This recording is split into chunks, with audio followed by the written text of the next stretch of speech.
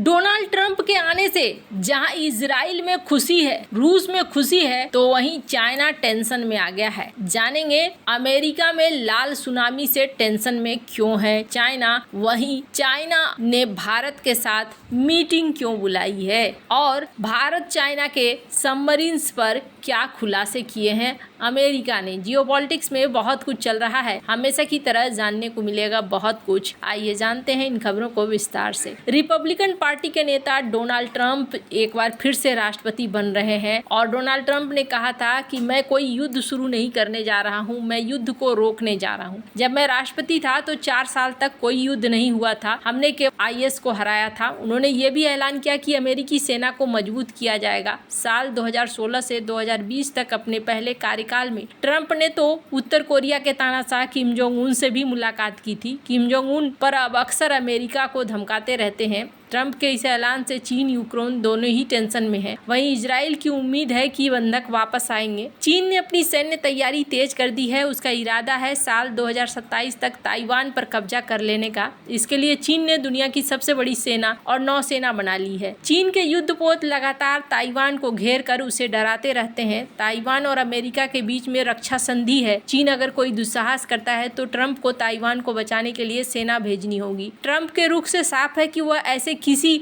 आक्रामक सैन्य हमले का करारा जवाब देंगे। ऐसे में चीन की टेंशन बढ़ सकती है। यही नहीं, ट्रंप चीन के खिलाफ ट्रेड वार को भी तेज कर सकते हैं, जो मेक अमेरिका ग्रेट अगेन का नारा देता है। चीनी विश्लेषकों का कहना है कि चीन की सरकार ने इस नतीजे की उम्मीद नहीं की थी। वहीं ट्रंप के आने से रूस खुश है और उसे उम्मीद है कि यूक्रेन युद्ध का अब अंत होगा। डोनाल्ड ट्रंप ने कहा है कि वह युद्ध को खत्म कराएंगे। रूस पहले ही यूक्रेन की बहुत बड़ी जमीन पर कब्जा कर चुका है। बिना किसी डील के अगर युद्ध बंद होता है तो पुतिन बहुत खुश होंगे। ट्रंप और पुतिन कई बार बातचीत कर चुके हैं। अगर जेलेंस्की ट्रंप की बात नहीं मानते हैं तो वह हथियारों की सप्लाई रोक सकते हैं। अमेरिकी हथियारों के बल पर ही यूक्रेन रूस से मुकाबला कर पा रहा है। इसके बाद भी यूक्रेनी सेना अभी बैकफुट पर है। वहीं इजराइल ट्रंप की वापसी से खुश है। अमेरिकी चुनाव में यहूदियों ने ज्यादातर कमला हैरिस को सपोर्ट किया था, लेकिन अब उम्मीद है कि ट्रंप गाजा युद्ध का सर्वमान्य हल कराएंगे। इजरायली पीएम नेतन्याहू ने ट्रंप को जीत की बधाई दी। नेतन्याहू ने कहा कि व्हाइट हाउस में आपकी ऐतिहासिक वापसी अमेरिका के लिए नए युग की शुरुआत है। साथ ही इजराइल और अमेरिका के बीच रिश्तों की दिशा में भी शक्तिशाली प्रतिबद्धता है, जो एक बहुत शानदार जीत है। ट्रंप ने चुनाव प्रचार के दौरान खुलकर कहा था कि अमेरिका हमेशा इजराइल के साथ खड़ा दिखेगा और ऐसा ही यहाँ पर होता हुआ भी दिख रहा है। पर यहाँ चाइना टेंशन में है कि चाइना के इरादों पर पानी फिर सकता है। इन सब के बीच में अमेरिका ने एक और खुलासा किया है। अमेरिकी अधिकारियों ने दावा किया है कि एक साधारण लेकिन गंभीर परिचालन त्रुटि के कारण चीन के झोउ क्लास परमाणु पनडुब्बी डूब गई, जो एक खुली हैच थी। अगर यह सच है तो ये एक निंदनीय अभियोग होगा,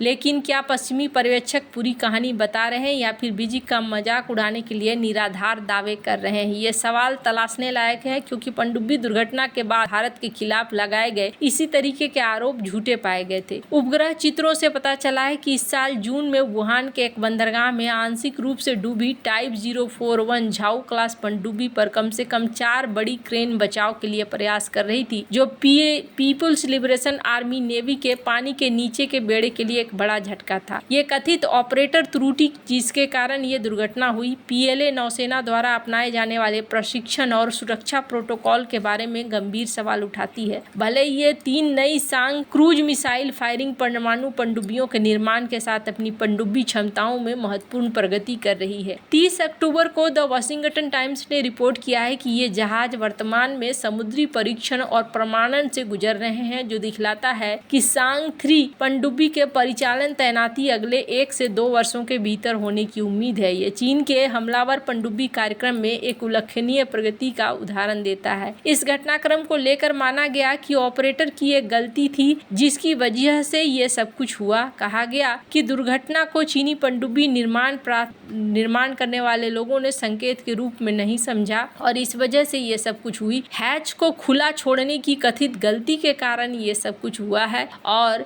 उन्होंने बताया कि अधिकांश हैच आमतौर पर जल रेखा के नीचे स्थित नहीं होते हैं, क्योंकि उन्हें पानी से बाहर रखने के लिए डिजाइन किया जाता है। उन्होंने सुझाव दिया कि पनडुब्बी ऐसी स्थिति में हो सकती है जहां इनके ट्रिम या ड्राफ्ट में रखरखाव में कुछ ऐसी चीज थी जो हैच सामने आ गई और इसके बाद इसमें पानी भरता चला गया। इन्होंने कहा कि कुछ इसी तरीके की बात हुई होगी, तभी ये पनडुब्बी डूब गया है। हालांकि सैन्य विश्लेषक पुख्ता सबूतों के अभाव में ओपन हैच सिद्धांतों का दिल से समर्थन करने से पहले सावधानी बरत रहे हैं। वे बताते हैं कि चीनी नौसेना जो पहले से ही तेजी से बढ़ते पानी के नीचे के बेड़े के साथ दुनिया की सबसे बड़ी नौसेना है, ऐसी सरल लेकिन गंभीर और महंगी गलती करने की संभावना नहीं है। आईएनएस अरिहंत से जुड़े एक सेवानिवृत्त भारतीय नौसेना अधिकारी ने नाम न बताने के शर्त पर यूरेशियन टाइम्स को बताया कि यह बहुत असंभव है कि हैच खुला छोड़ने से बंदरगाह में पनडुब्बी डूब जाए, क्योंकि ज्यादातर हैच पानी की रेखा से ऊपर है और इसलिए कुछ अन्य गतिविधि समवर्ती रूप से चल रही होगी। आमतौर पर इस तरह के पूरे जहाज के विकास और गतिविधियों में पनडुब्बी के हर डिब्बे में लोग होते हैं। अगर यह एक योजनाबद्ध गतिविधि है तो सभी डिब्बों को उनके एक्सेस हैच को बंद करके अलग कर दिया जाएगा, जिससे जल रोधकता की एक सुनिश्चित डिग्री आएगी। उन्होंने आगे बताया कि गलतियां होना तय है। दुनिया भर में पनडुब्बी चालक सबसे अधिक पेशेवर लोगों में से एक है जो यहाँ होता है। किसी भी नौसेना में सबसे अधिक प्रशिक्षित होते हैं। भारतीय नौसेना के पूर्व अधिकारी ने कहा कि यह अगर सच है तो इस तरीके की त्रुटियां जल्दी नहीं होती है जो कहा जा रहा है। हालांकि आपको बता भारतीय सेना के लिए भी कुछ इसी तरीके की बात कही गई थी। 2018 में द हिंदू ने बताया था कि आईएनएस अरिहंत को नुकसान हुआ जब पनडुब्बी ने डॉक के दौरान पीछे की तरफ एक हैच गलती से खुला रह गया, जिसके बाद पानी का प्रोपल्सन कंपार्टमेंट में घुस गया। हालांकि बाद में इस बात को तय किया गया कि नहीं, ऐसा कुछ भी नहीं हुआ था और ये डबल हल डिजाइन पर आधारित है, जिसमें एक सीलबंद परमाणु रिएक्टर डिजाइन किया गया।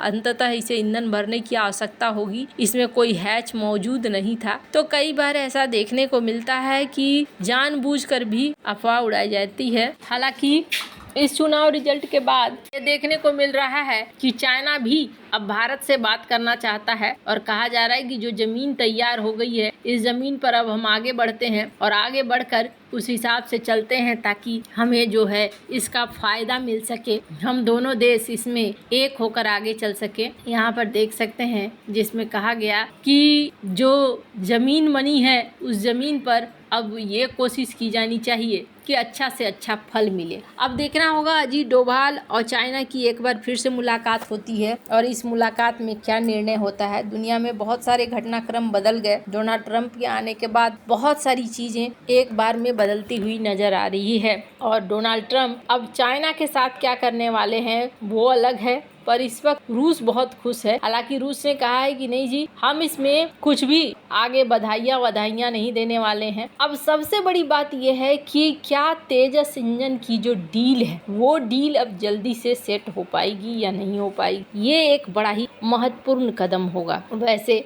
जो हालात बन रहे हैं इसमें बहुत सारी चीजें आशा की जा रही है। डोनाल्ड ट्रंप के साथ भी उम्मीद जताई जा रही है। अब देखना होगा कि इसका रिजल्ट क्या होता है। वैसे आपको क्या लगता है इन सब मामले में, आपकी क्या राय है, कमेंट कर जरूर बताएं। जल्द मिलते हैं अगले वीडियो में नई खबर के साथ।